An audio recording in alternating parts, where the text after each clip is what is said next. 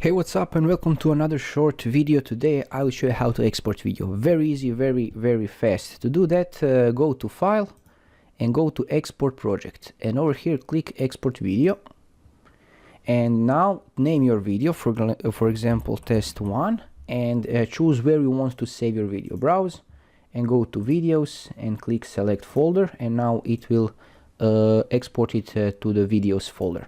Over here profile, you can leave it as it is. I will leave all this as a default, but watch for one thing. Make sure that your video profile, the size, you can see your resolution over here, is the same as the editing resolution. You can see lots of resolutions over here, so make sure to choose the resolution that fits your editing purposes.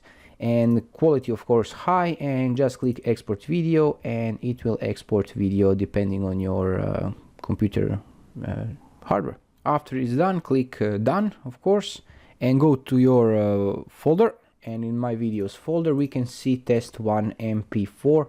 It's over here exported. And this is how you do it. Thanks for watching. Drop some likes and comments below if you find this helpful, and have a nice day. Bye bye.